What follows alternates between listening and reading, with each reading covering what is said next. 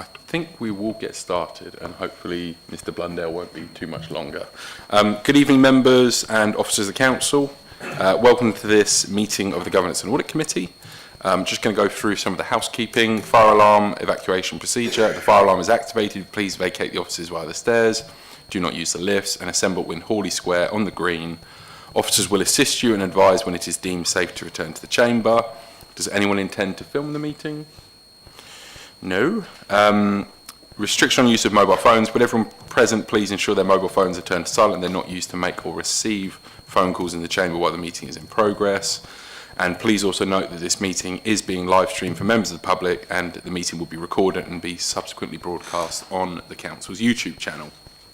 So, moving on in the agenda, I don't think we've got any councillors speaking under 20.1, so we'll move on to agenda item 1, apologies for absence. Have we had any apologies for absence? I think we've had, Councillor Paxman has sent apologies, and Councillor Crittenden is very kindly sitting in. Thank you, Councillor Crittenden. Have we had any other apologies? Could you use your mic? I think Councillor Wright gave apologies a little while and had to leave, so. And Councillor Nichols, sorry. Thank you very much, Councillor Davis. Okay, we'll move on to agenda item 2 then, declarations of interest. Does anybody have any declarations of interest on the agenda? Nope. Okay, agenda item 3, minutes of the previous meeting. These are down for approval. Has everybody had a chance to look at them? Are there any comments or queries from the minutes? No? Okay, can I have a proposer and a seconder? Councillor Britcher proposed, Councillor Edwards seconded. Members agreed? Thank you very much. Okay, I'm going to suggest that as we do not have Mr. Blundell back, we're going to move on to agenda item 5, if that's all right, if our internal auditors are happy to pick up. So, coming to agenda item 5, this is the internal audit quarterly update. Simon, can you please introduce the report? Certainly, Chairman. Thank you very much. Good evening, Chair. Good evening, members. This is our regular quarterly internal audit update report summarising the work of the East Kent Audit Partnership undertaken on your behalf since the last meeting of this committee, together with details of our performance to the 31st of December. If I could draw your attention to page 21 of the supplementary agenda pack, that summarises the 9 new audits undertaken during this period. Very pleased to conclude substantial assurance in the areas of main accounting system, which of course feeds into the production of your financial accounts, procurement, and also ICT network security, which also covered data management and PCI DSS. Very pleased with the outcome of that audit. You can see there's only one medium priority recommendation being made in that area. We ran that alongside the ICT cyber security follow-up, which I'll come to later in the agenda. I'm very pleased to report there that the assurance moved up from limited to reasonable. Moving on to some of the other audits in that table, we were pleased to report reasonable assurance in the area of business rates and also cemeteries and crematoria. We undertook an interim review of your leisure, primarily focused upon the new leases. We did conclude limited assurance in that area, and you'll see from the bullet point that we also picked up on some building safety issues as part of that review. The next agenda item this evening is the 25-26 draft internal audit plan, and as discussed previously at this committee, we do have a more in-depth review of your leisure, and that is programmed in for Q3 of 25-26. 2.7, tenant health and safety. In this area, we split the assurance level into a number of different areas. If I could refer to paragraph 2.72, we were very pleased to report substantial assurance in the key areas of gas safety, asbestos, and Legionella, and also reasonable assurance in the area of lifts. There were 4 areas in need of improvement, those being Building Safety Act, fire safety, performance management, and electrical safety. We concluded limited assurance in those areas. There's full detail of the reasons giving rise to those assurance levels in the report, and we're also pleased to have a detailed management response from Bob Porter and also Sally O'Sullivan.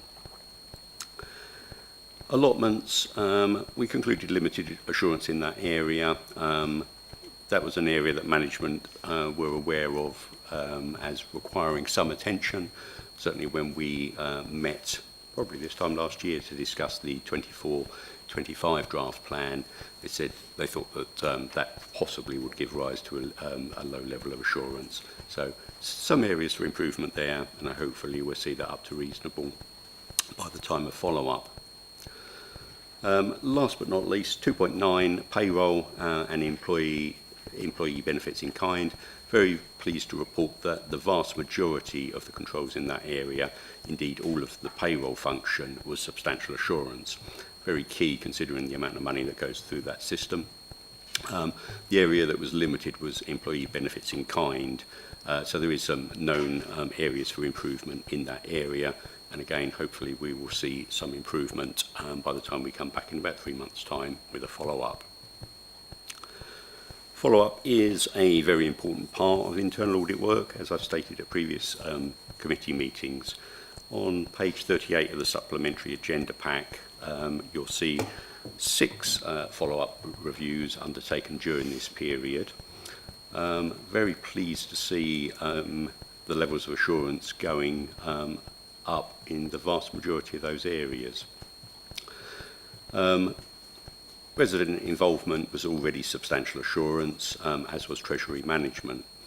ICT cybersecurity, which I mentioned earlier, very pleased there to see the assurance level go up from limited to reasonable. The next item, EKS disaggregation project, that's a slightly odd one. I don't think we've ever had an assurance level go from limited to not applicable. It's simply because the ICT function has been disaggregated between the previous 3 partners, so it's not really an audit that we would ever do again, hence the not applicable. Events management and external funding protocol, also very pleased there to see that the assurance level is moving from limited up to reasonable. The appendices to the report are the ones that you will be familiar with from previous meetings of this committee. Page 45 is an appendix that shows the outstanding critical and high recommendations after follow-up. Page 47 shows the limited or no assurance areas that still need to be followed up, and they will probably come forward to the next meeting of this committee, which I think will be in July. And lastly, page 48 is a balanced scorecard of performance indicators for the audit partnership itself. Probably the key one there to draw to your attention is progress against the plan. That was 85% as at 31st of December, but I can update that as at 28th of February, tail end of last week, we were up to 94% of the agreed number of days. So by the end of the month, we will be high 90s in terms of plan completion.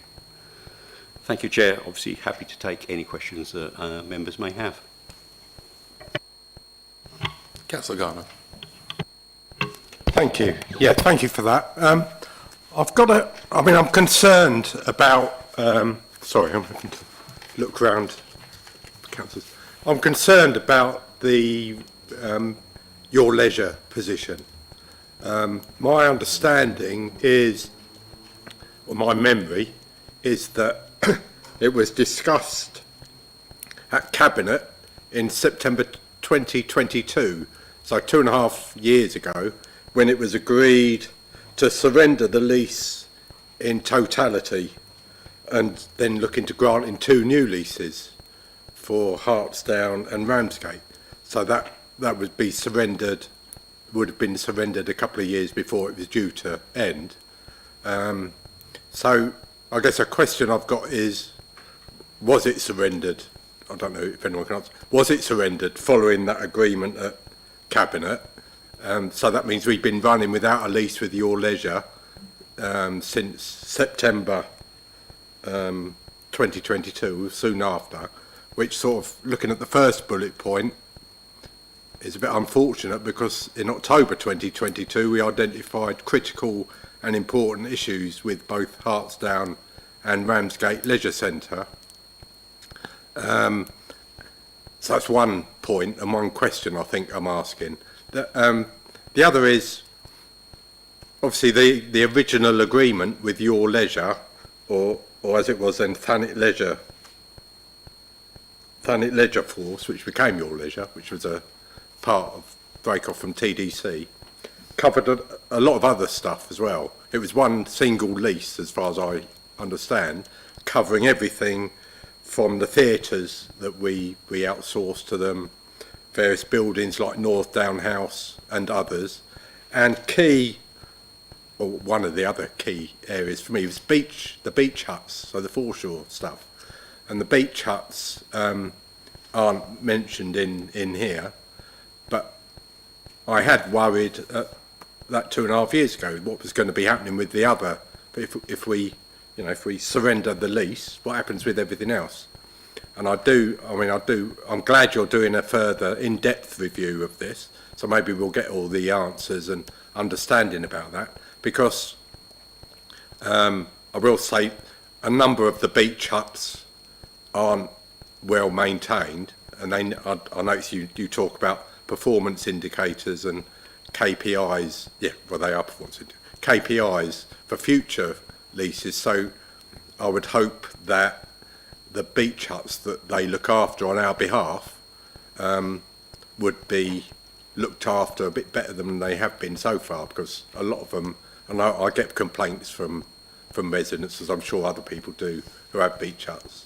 So I think there's a concern there. There's a question about when did we actually surrender the lease, and are we making sure that it's not just the very important leisure centres that we're looking at getting leases for, but all the other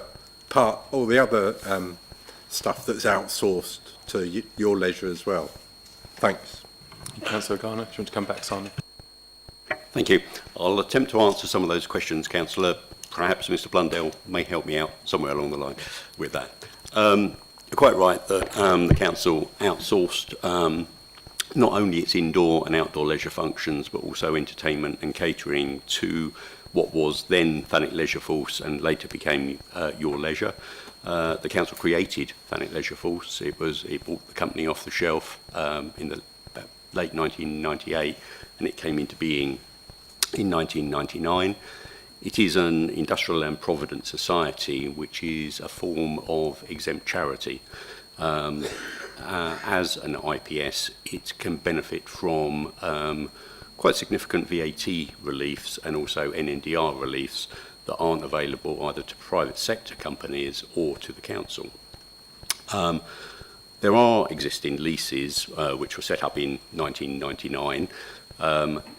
As members will know, Your Leisure have handed back the Winter Gardens, the Theatre Royal, which wasn't part of the original 1999 transfer, but came on, or it was onboarded onto Your Leisure at a later date. They also ceased running North Down House, but they do still run the very important functions of indoor and outdoor leisure, and also some ancillary functions such as beach huts, which do help their profitability and also their partial exemption VAT status. There are new leases that, indeed, they've been signed. They haven't been sealed yet because there is an outstanding land swap with Kent County Council to resolve. It should be fairly easy to resolve. It is to do with Ramsgate Sports Hall and the school next to it. Essentially, a bit of our sports hall is built on their land, a bit of their school is on our land. We've all agreed to the land swap, but it hasn't been legally formalised. So we're waiting for that, and until that is done, the leases can't be sealed. So in terms of the work that we will be doing in Q3, it will be going back. By then, hopefully, the new leases and agreements will be in place and operational. And we will be looking at client-side management, i.e. the council's management of Your Leisure, to ensure that they're running the services as we desire them to be run. and that would include things like beach huts as well as the leisure centres. And we'd be looking at things like key performance indicators to make sure that we're setting targets of what we want them to achieve. I hope that answers some of the questions. I don't know, Chris, if you wanted to add anything to that. I think Mr. Portal's going to come in. Thank you. I'll just a couple of things really. Obviously, the property service is in my area, so I can add a couple of details. The first one about the land swap. So obviously, the piece of land that we're talking about is owned by KCC. We've been pushing that for some time to try and get that land swap finalised so that the leases can be sealed, and it's proved to be a bit of a task, but the team are definitely onto that and want to get that resolved as quickly as possible. As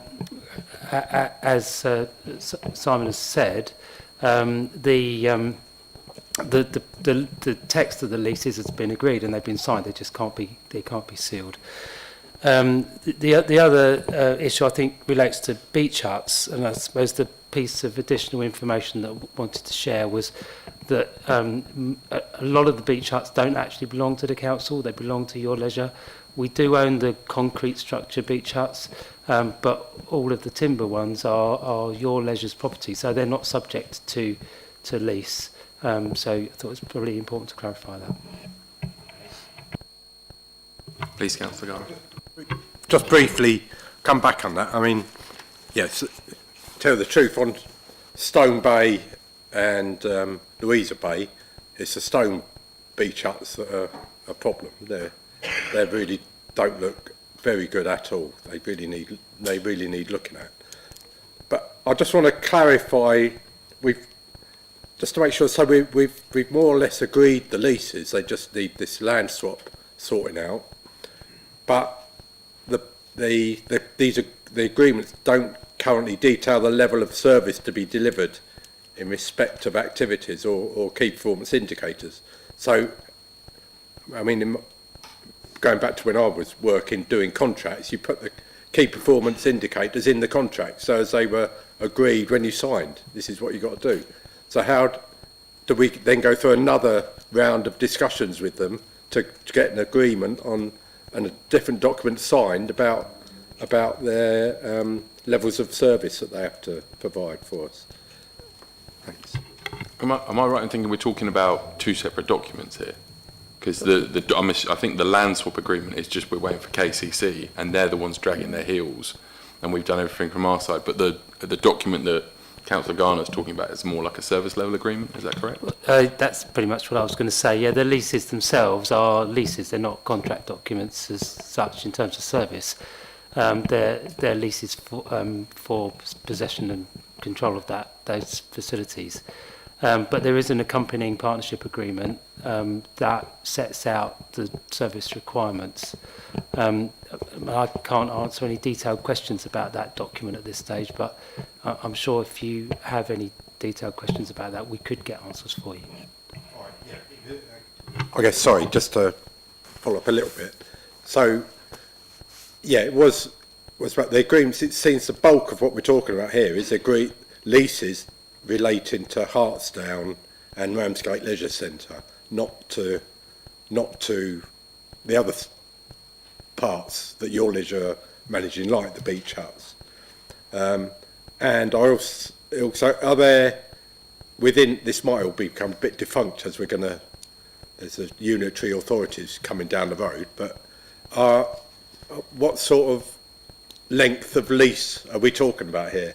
Because it's almost like, so Your Leisure do they have another 25-year lease, or are these shorter leases that maybe we can review performance and then look at renewing or looking for someone new, which I know is difficult because there aren't that many companies out there doing it. But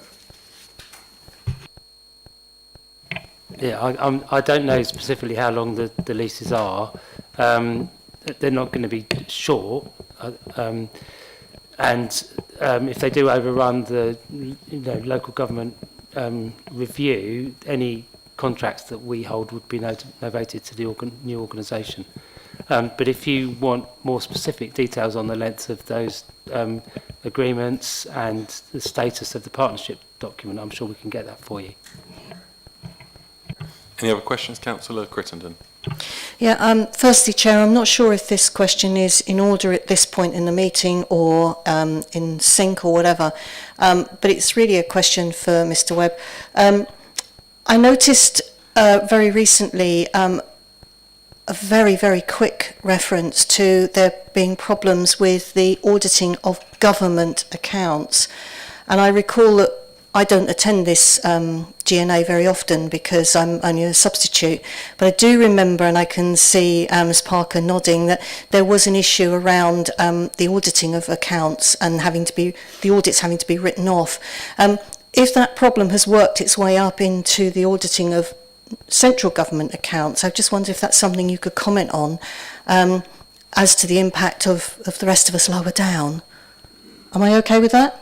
Just going to say it's a different type of auditing. We're talking internal audit and that's external audit. But I mean, I'm sure if any officers wanted to comment, we'll hear it. Mr. Blundell, yeah. Thank you, Chair. So the government produces whole of government accounts, which pulls together all of the accounting information from all the bodies that fall under the umbrella of the public sector. That's obviously a very lengthy and complex process.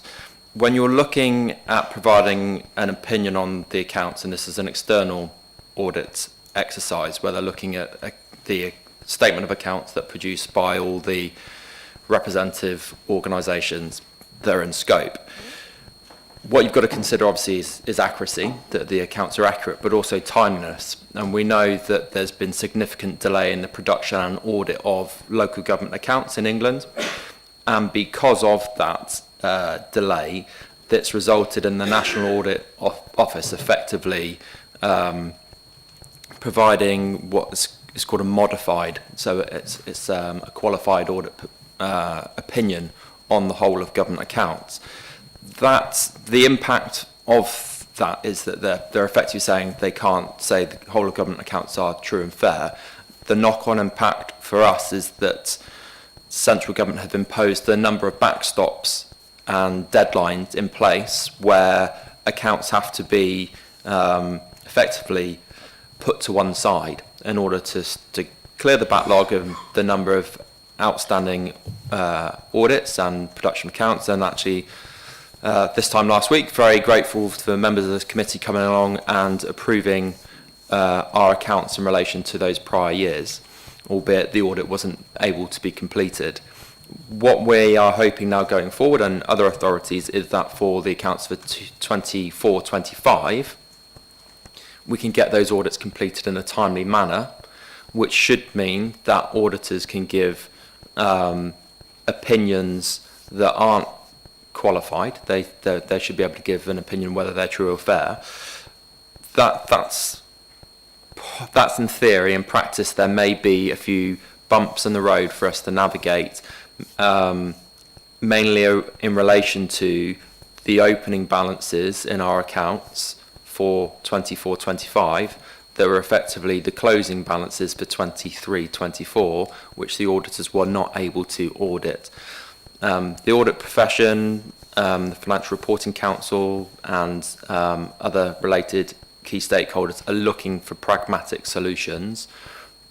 I can't say with any certainty whether one will be found or not. So we may still see issues in terms of whole of government accounts and also local authority accounts being subject to those same disclaimers in 24-25. It will be dependent on if a pragmatic solution can be found or not. Thank you, Chair, for allowing that. I appreciate it was out of sync a little. No, and it's an important sort of question because I think there's been a lot of concern, and just to reassure the committee that there's been lots of meetings behind the scenes around this, and reassurance being given with the concern from our perspective about what this means for our reputation as a council. But yeah, Councillor Davies, did you want to come in? Simply again though, just to firstly thank internal audit for doing a diligent job and actually getting it done, unlike external audit, as I say, where I will repeat what I said recently, that I find it a bit disingenuous that we're relying on the word of a company that can't actually fulfil its own obligations. Therefore, I don't think its view on other companies is at all valid until they get their own ship in order. But I'll just leave that on where it is. Thank you very much, Councillor Davis. Does anybody else have any comments on the internal report that Simon has presented? No? Okay. So we have two recommendations here, that the report be received by members. I don't think there's any changes suggested, so I think we can take that as received. Thank you very much, members. We'll move on to Mr. Blundell. I'm going to do 5 and 6 together, and then we'll come back to 4, just so it makes sense they run onto each other. So agenda item 6, internal audit plan 25-26. Christine, I've got you down to present. Is that correct? Thank you very much. Thank you, Chair. Good evening, members. Indeed, I can't believe we're here again looking at the forthcoming year. It's where the last year has gone, I do not know. The report before you on page 52, it sets out the purpose and the background to why we present the report. It's very important for the committee to be part of the process for looking ahead at what internal audit we'll be looking at in the next 12 months. So it is a risk-based plan. It's gone through various stages to get it to this point, to bring it to you this evening. So just a little bit about that. We have an audit universe, which is anything that the council does that we could potentially audit, any area of activity. From that universe, we risk score everything, which gives us a profile of how the interval, how frequent some things might need to be looked at annually, such as payroll, although we look at different aspects of payroll. Obviously, it's one of the greatest expenses going through the statement of accounts. And some things may be looked at less frequently. But this is all down to the score. But also, we overlay that with what we know about the council, what we knew about that area of activity last time, and what came out of the audit and the follow-up. Also, what we know about those activities at the other councils that we work with. And that's quite a lot of navel gazing, isn't it, and looking inward. But we look at your corporate risk registers, your operational risk registers, and we speak with all the heads of service. We talk about what's changing next year, what new legislation's coming up, new computer systems being implemented, experienced staff leaving, what other significant things may pose risks to your service achieving its objectives. And then furthermore, we look at the profession produce the Risk in Focus report every year, and this is all sectors and it's global, so it's a much bigger report than UK public sector or even local government. From that report, we always look at the top 5 or 10 risks and see where they're changing. And when we're looking at our own plans, saying, well, how are we reflecting that in the work that we're proposing here? So pages 53 onwards there considers those top 5 risks. No surprise, cyber security and data security are still number 1. I think they will be forevermore now.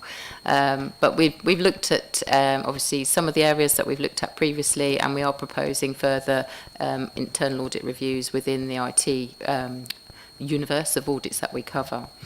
And then similarly, digital disruption, new technologies and AI. Again, they're big issues. We want AI to be a top-down approach. We don't want the bottom-up. We want to see those strategies and the information governance controls around those areas. So we're very much keeping an eye and a close look at those ranking technologies. Still quite high in the ranking profile is talent management, the human capital and the diversity, still considered to be quite a threat. And I think this paper was produced before we knew very much about LGR through certainty, but one of the things my profession is talking about is the greater fraud risk that probably occurs in the next 2 years while there is uncertainty, and this is all about people and behaviours and controls. So we're very alert to it. The paper doesn't cover it, but we're also very alert to that. We might see people leaving, we might not, we might have recruitment freezes, we might have vacant posts where we really need people to be filled. So there's all sorts of risks and controls that come with that. So we do have some HR reviews in the plan. And then, of course, we just don't know, do we, globally, what's going to happen next. The news at the moment is very shocking. We don't know how it's going to impact our contractors, the rates, inflation, supply chains. But again, we've considered these risks and how they overlay in the activities that we're looking at. And then number 5 is climate change. I mean, they're considering this a forever risk now. It's really everything that we do. We're considering the green agenda, and rightly so. But we have got some time in the plan to look at how, the council's arrangements and how prepared they are and how well they're doing against their strategies to give you some assurance in those areas. So clearly, members, there's insufficient resources to audit everything every year, and this is our attempt to sort of profile these into our risks, do this formal risk assessment and come up with a strategic cycle of audits. So the plan that's attached to this agenda item gives you, we're only looking at agreeing with you the 12 months forthcoming, but the other years are shown as indicative years to give you that confidence that we could cover everything in a rolling strategic cycle. But those things will change and will be presented annually towards you. So the rest of the report talks about best practice and what we've done to consider meeting that, which leads us through to the paragraph 3 about the benchmarking. So I need to put this plan in context within other internal audit plans across across Kent in this regard, and Thanet compares well to the benchmark, which leads me to the paragraph 4, where I am able to commend this plan to you. We want to be in a position next July when you consider the annual report, which is the backward look. As a committee, you want to be able to answer the question, have we had enough assurance from internal audit in the areas of risk to be able to sign off the annual governance statement? So that's your goal. So we're hoping to put you in that position. And finally, from me, the new standards. You'll remember, committee, that we have presented the external quality assessment for the East Kent Audit Partnership against the current standards that are now being replaced by these new global internal audit standards. So this is a transition year. But I just want to reassure you, we haven't cast all the previous standards out the door while we transition to the new ones. Clearly, it's business as usual. We are waiting for some of the checklists that help us move across, but there will be a quality service according to professional standards as we transition. The SIP for the Institute of Public Finance and Accounts do quite a lot of guidance for all parts of finance, including internal audit. They have produced a paper specifically for members of the Audit Committee, and the link that's in paragraph 5.3, if any of you are struggling to sleep one evening, I really do commend you to click on the link and read the document. It's about £250 a pop to send you all on the training course, but they've also given us a really helpful document there. So setting out what's the purpose of the Audit Committee, what kind of things can you be asking to make sure you're doing the best you can as well as members of this committee. So I think it's a really useful document. There are a couple of others in the background papers listed there as well, but that one's the really key. So turning to the attachment, the plan itself, we're showing the whole universe. We're showing the last time it was audited, what the assurance was, and proposed when it should be next audited. And that assurance, if it's showing as limited or lower, that's prior to it being followed up usually, so that might be a question you were going to ask. But happy to take any questions on the plan, and the key question being, do you find any issues or gaps with the plan as proposed? Thank you, Chair. Thank you very much. Councillor Crittenden. I do have one question. This is all very new, the whole local government reorganisation in a community where everything moves at snail's pace normally in government. But I was looking at the comments. Could you comment on the impact of that as far as your paragraph on talent and whatever that said? Hang on a minute. Human capital, diversity and talent management, because that's going to have an impact across the county, not just for us. And so I just wondered if that was something you could comment on. Thank you, Chair. Yeah, in the next 12 months, of course, there's a large amount of uncertainty as to whether there will be a direct impact on the labour force. Naturally, if people are worried and see an opportunity to move to a different sector, there's a risk there. We might lose some experienced staff to other sectors. Generally, local government staff working in professions will probably choose to stay with that profession, and clearly the work will still exist. It will be reformed and restructured. So there will be a number of people, of course, who will want to see that out. I think the risk in terms of our system, so we have, when we look at our controls and our operations, we have the 3 lines of defence, which we've talked about at the committee before. So it's the first line of defence is those things that are designed by the managers in the everyday operations to make sure we reduce as much as we can error and fraud from our processes. And then the second line of defence are the things that happen infrequently, the weekly reconciliations, the monthly reconciliations, your performance reports, your management, your complaints processes, your risk management. And then the third line of defence, your internal auditors, etc. I think what we could see is some of, if we lose resource or restructure, we could see risks that first and second line controls disappear. So I think it's being alert to those areas where we streamline things to a point where we've taken out, we don't do those reconciliations anymore, we didn't think we needed to, and then we're not picking up problems. So I think it's business as usual from our point of view, commenting on these systems of internal control and raising those red flags if they start to emerge.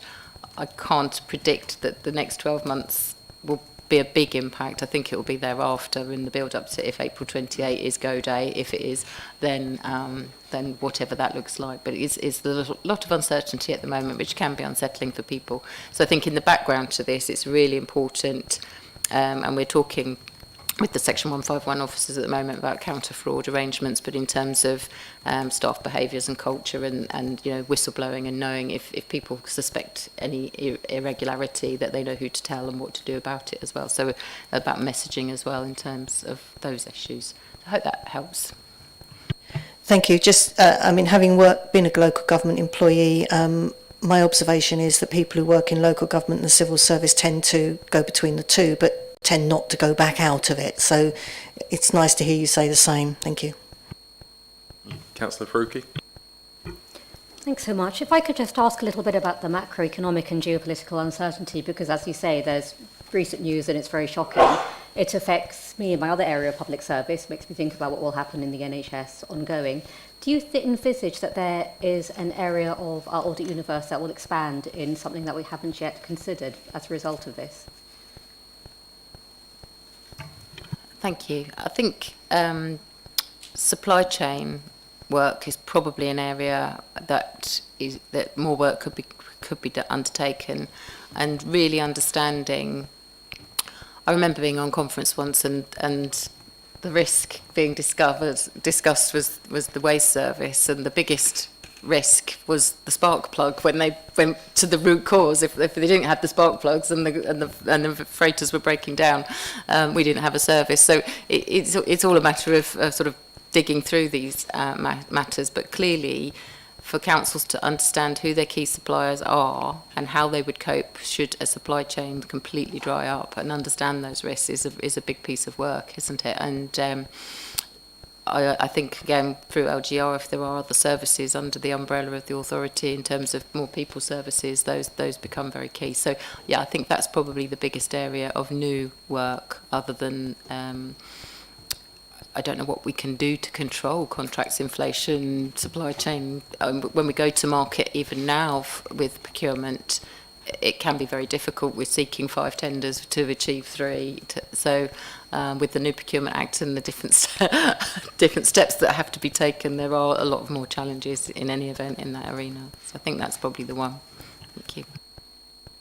I just had a question, trying to give a bit more detail around how you categorise the highest frequency areas for audits. You mentioned payroll, and obviously the report references this, but why do you include certain areas in that highest frequency of audit? And has that changed much in recent years?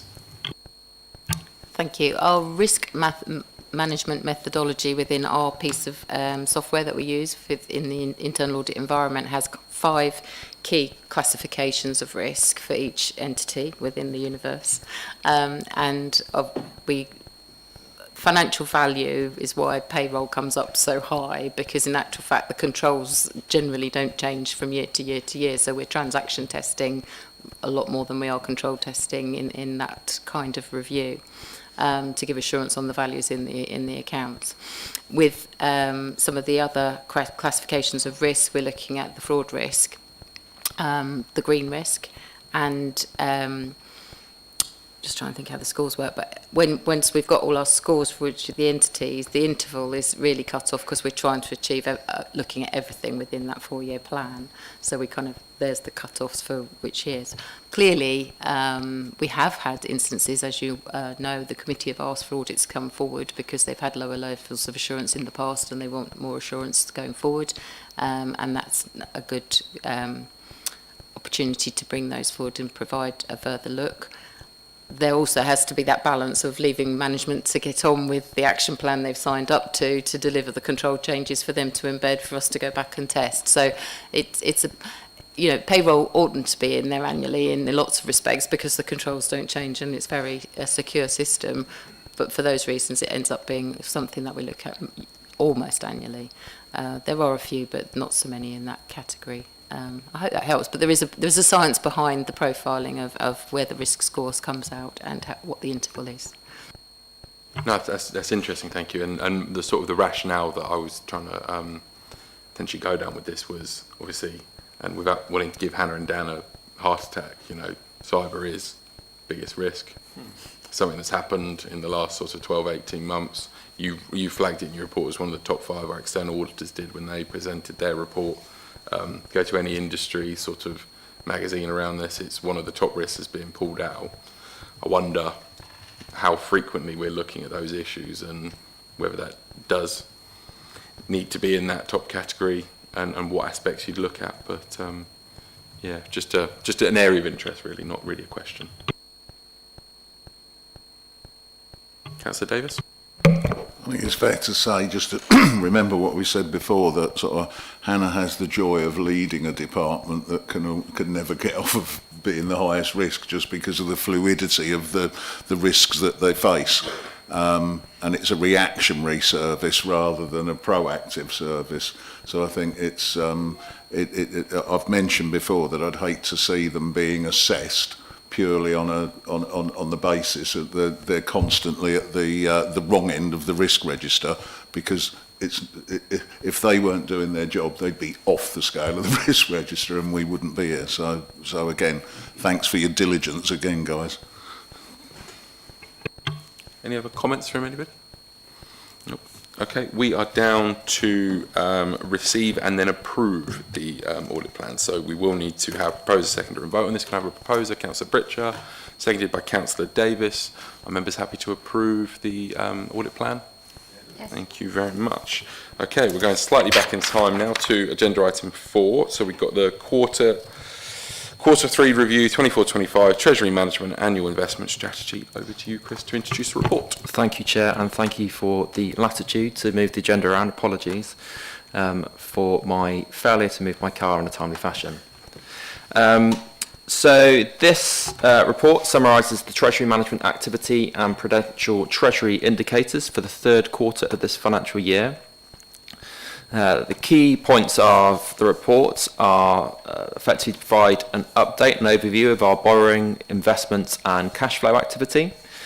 So it should be noted quarter 3 is at the end of the 31st of December 2024, which our gross debt, so our total borrowing at that point in time, was 17.1 million with an investment balance of 20.7 million. However, it's be of note or of interest to the committee to note that a £20 million loan was taken out on the 9th of January. That was for investment in our housing stock, and the interest rate attached to that loan is 4.68, which this loan is repayable over 10 years. The rate is 1% lower than can be obtained from usual Public Works Loan Board borrowing, but that's because there's a concessionary rate that's related to delivery of additional housing units. I can also confirm that there was a minor breach of the one of the indicators. If I bring your attention to section 2.8, we have approved limits in terms of the amount of money that we can place with one counterparty, which is £6 million. You can see at 2.9, we were restructuring a money market fund in November, And rather than the interest that should have been paid to us being deposited into our bank account, it was deposited to the investment balance. This therefore caused the £6 million limit to be exceeded by £11,245 for a period of 3 days between the 15th of November and the 18th of November. So that's the owner minor exemption. The other aspects of the report details capital expenditure, borrowing expenditure and the investment indicators. There's a recommendation for the committee to note and comment on the report. So in short, the report is a quarterly update on our treasury management activities, ensuring regulatory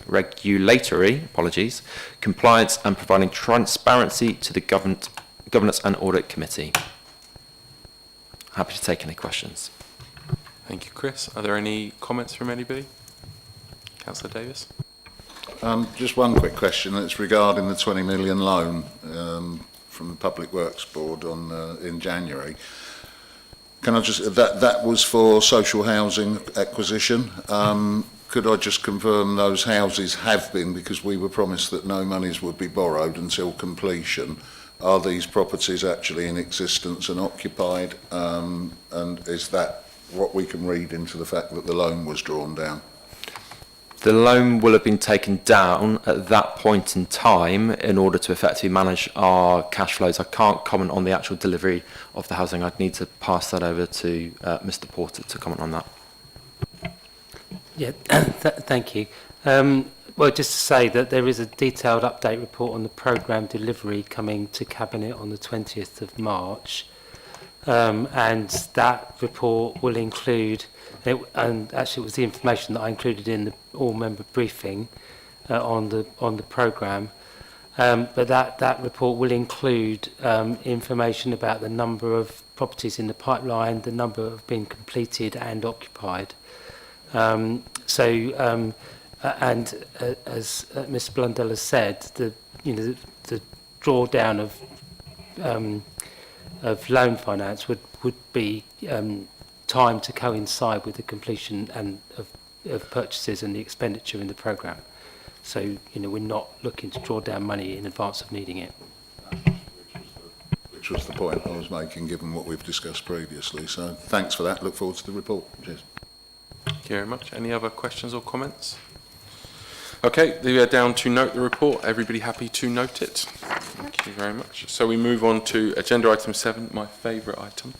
Quarterly risk management update. Amy, can you please introduce your report? Yeah, thank you, Chair. Good evening, all.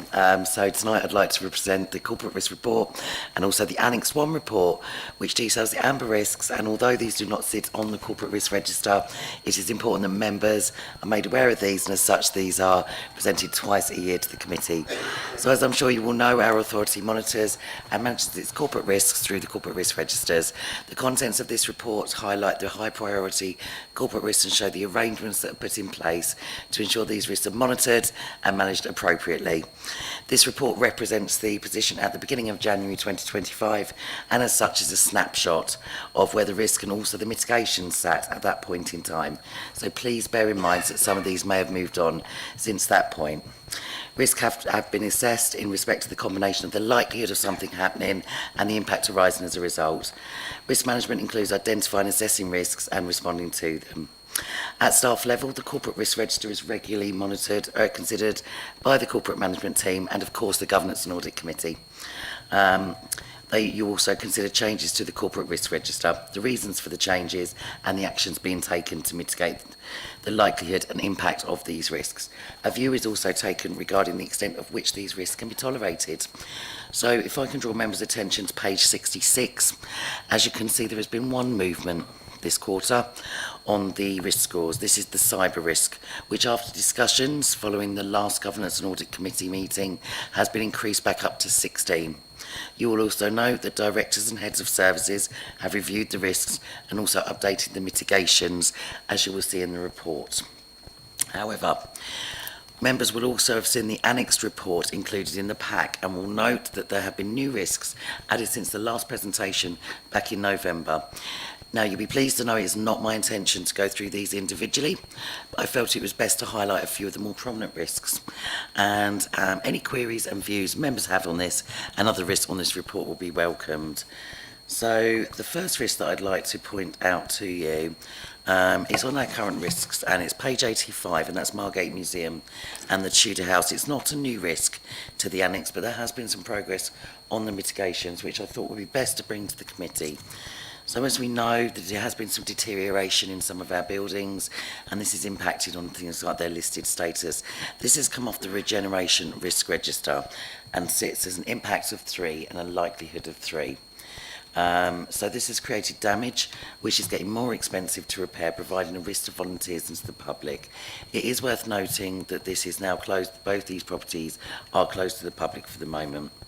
And the mitigations to date have been commissioning reviews of the governance arrangements and management opportunities, high-level condition surveys. But the most recent update that we've had from the property team is that the Margate Museum has been made watertight and has put a series of proposals forward for further compliance and building works that are required. So it's really good to see that there's regular meetings between regeneration and property, and also one of the best bits of news is that the council has employed a museum manager who is now looking at safeguarding the artefacts that we have with our limited resources. So the next risk, briefly, that I'd like to draw members' attention to is on page 88. This is a new risk to register, and anybody that enjoyed the training session that we had earlier will also note that this is something that came up in that. So the failure to invest in property maintenance, this has come off the asset management risk register, and it has an impact score of 3 and a likelihood score of 3. And I think from the training earlier, deterioration of investment properties, this has a wide-ranging impact, not just on insurance, as we can now see. This actually has also an impact which leads to reduced incomes for potential tenants. Failure to achieve green energy standards leaves vacant properties unavailable to rent, and an inability to renew current leases. So that has quite a wide-ranging effect. As we can see from the report, there are medications being put in place, including project portfolio management programme. And they were quite keen for us to note that a period of heightened risk remains corporately until the planned programme of maintenance and statutory compliance are accurately distributed and documented across various teams. So as this was a new risk to the risk register, to the annex report, I thought this one was quite a good one to bring forwards. Finally, and we don't get many of these actually, is the future risk, and members will remember that we delineate between current, emerging and future risk. And future risk can be very difficult sometimes for us to identify by the very nature of it. We don't know what's going to happen, but this one has been identified. And there's a new one to the risk register. This was identified on the legal risk register, and this is one that is an ideal example of what we look for future risks, and this is potential changes to data protection law. And although it is only an impact of 4 and a likelihood of 2, for me, although there is not much information typical of future risk, it's important as an authority such risk that we actually record such risks and we're planning accordingly. And this, for instance, is a potential change to data protection laws, means that we are on standby, ready to respond when the time has come. So that's all about the future planning. Just briefly before we end, it is worth noting as well, and this is good news actually, and this is the bit that I like to report. We've actually had some risks that have fallen off of this risk report. Most notable actually has been the vehicle reliability and temporary agent staff provisions. That has actually been on my annex report for 2 to 3 years now. That's for Manston Road. All aware, obviously, the issues that really that service does face, but it does appear actually, that since the appointment of a new fleet transport manager, there has been noticeable improvements in the risk exposure of this service, which has actually meant that these risks have now been mitigated. So that does conclude the corporate risk report update to members. Thank you for listening, and happy to take any questions. Thank you very much, Amy. Before I open up, I just wanted to add a couple of comments from the chair, because I think this report is a really good step forward, and in particular 2 areas that I wanted to sort of comment on. Firstly, the cyber risk. I think this is a really good example of the Audit Committee being able to give its feedback and help to influence Cabinet and the leadership team to sort of see potentially a different perspective of how risk could be looked at? Because I think there were concerns raised at the last meeting and at the Cabinet Advisory Group meeting that we may be slightly hasty in terms of moving that risk and sending the wrong message. So I think, you know, credit to officers and to Cabinet for listening to that and making that move. I think that's the right decision. And then secondly, the one that you raise around underinvestment on HRA and the properties, because I think that's been one that has probably been covered under other risks previously, lack of resources potentially, but I think calling that out specifically as a risk is important, because I think that is a risk that could grow over time, and I think it's something that our residents see. It's almost like, as well as being a financial risk and insurance risk, it's a reputational one of people seeing properties and assets not being invested in. So I think it's really good that that's called out. So thank you very much for the work you've done on both of those. Do any members have any questions or comments that they want to make? Oh yeah, sorry, Councillor Garner. Thank you. Yeah, thank you. Just one brief question related to the cemetery's groundwater risk assessment risk. The report states that the contractor who was appointed was due to undertake an assessment with an output report expected by the end of February last week. So I just to check whether that has been done and we're on the road to compliance. Thank you, Councillor Garner. I'll pass this over to Mike. Yeah, thank you, Councillor Garner. We haven't received it yet. We're expecting it imminently, so it's not, although we are now in March, we should have it very soon. So the work has been done. We're waiting for the report. Okay. Yeah. Thank you very much. I had a couple of questions. So just wondering around the risk of the Winter Garden, does that risk profile change at all now we have a potential operator? Are we going to see any changes in that risk in the future, do you think? From my perspective, yes. Obviously, this report is a snapshot, and I can certainly refer that over to Bob.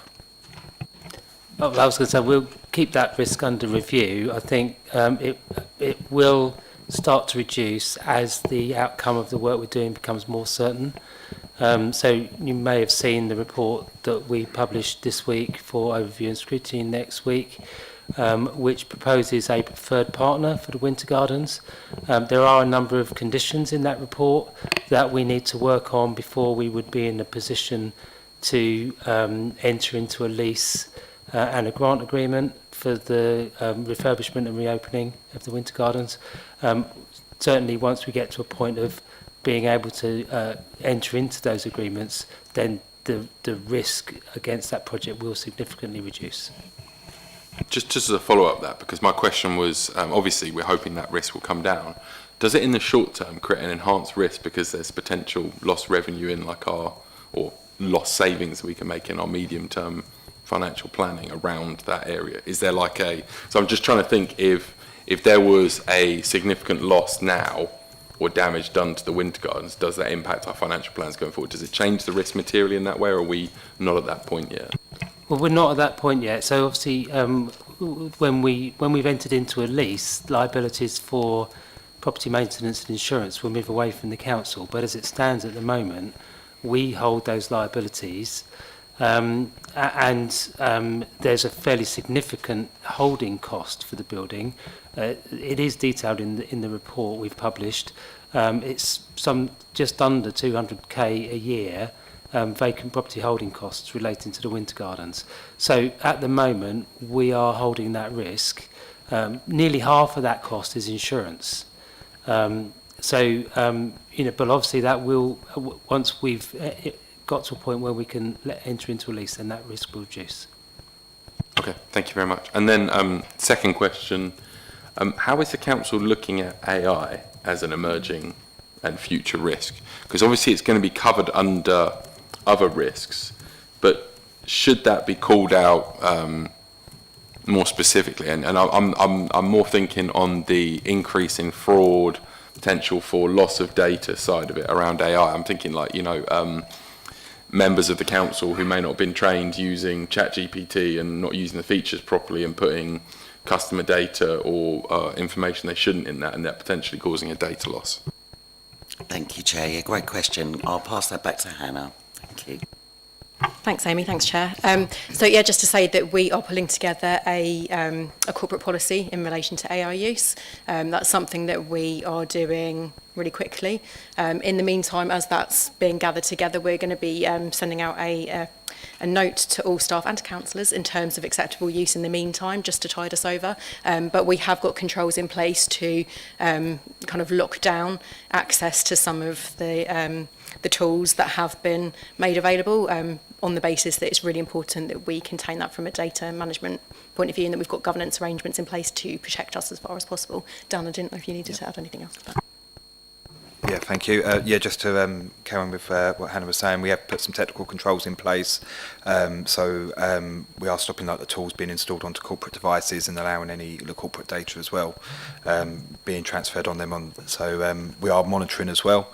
And also, as you can appreciate, it's changing daily at the moment. So as one of the tools we have got as well is just making sure kind of what add-ons people are trying to download.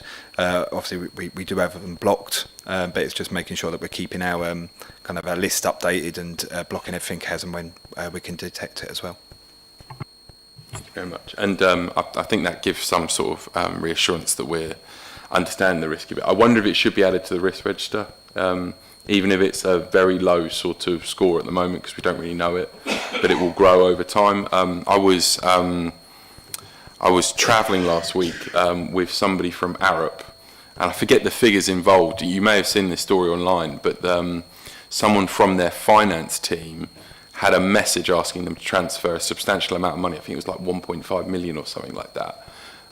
It was followed up with a deep fake video of the FD asking them to transfer the money, and they did, and they lost the money. So that is a live example of a company that was caught with that. And I have to be, I'm not going to put Chris on the or Matt on the spot, but I imagine with the sort of money we have moving around, even with the best controls, if you have a message from somebody asking you to make a financial transaction, and then you have a video, there's a lot of people that would probably roll with that in that situation. So don't want to open that up in terms of what that means to the council, but just to say I think it should be on our risk register and we should track it over time. And I mean, Christine, in your report you flagged it as an issue as well, so I think we should have it on there. It's called out as a specific risk. And then finally, just as a question, I've been, as you know, from my first meeting on G&A, I've been bumping my head up against these 16 score risks that are all sitting at the top. And I think I've got my head around limited resources, the Environment Act, climate change, net zero. But I think the one that I'm struggling to understand a bit why it's scored as 16 is the economic environment. I could see that 2 years ago, but I wonder if you look at the way the situation has changed in the last 2 years, why that risk hasn't changed. And maybe I'm missing something in how that's being scored and what's included in that risk, but I was wondering if you could give a bit more detail, because that for me feels like one where the peril to us from inflation driving up staff pay awards, the potential inflation we were seeing through construction is still there, but not to the level it was before. And I can't see the shift in interest rates we've seen before impacting our investments or potentially exposure. So I was wondering why we still got that as a 16. Yeah, this is one we've looked at. Myself and Amy have discussed it at length, and we did consider reducing it on a number of occasions. I think the issue is around the risk rather than perhaps the present circumstances that we're operating in.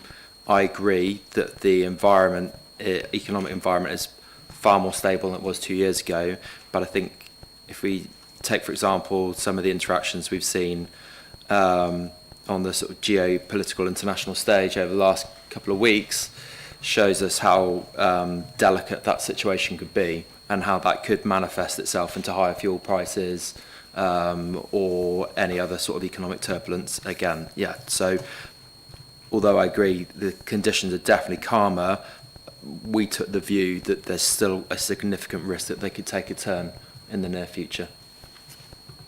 Okay, thank you very much. Any other comments, questions from members? Yes, Councillor Faruqi.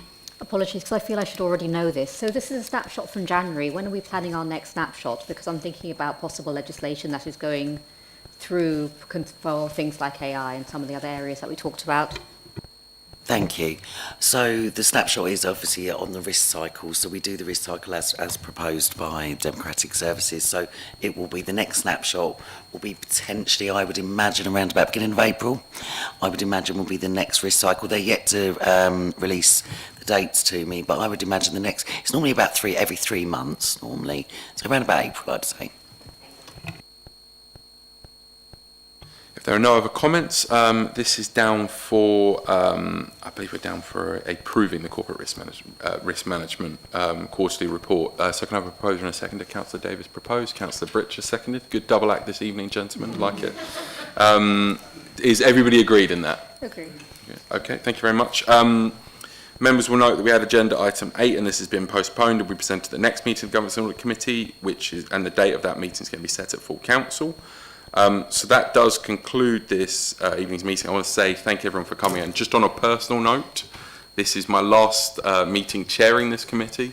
I am sad enough to say that when I was a councillor previously, the one job I always wanted in local government was to chair this committee. So I'm glad I've achieved that, but it's an opportunity for other people to take that. So just thank you to officers and to members. I've really enjoyed the last couple of years, and I'm very much looking forward to sitting over there and being the bane of whoever takes this seat's existence as I ask even more questions about the risk register. So thank you, everybody.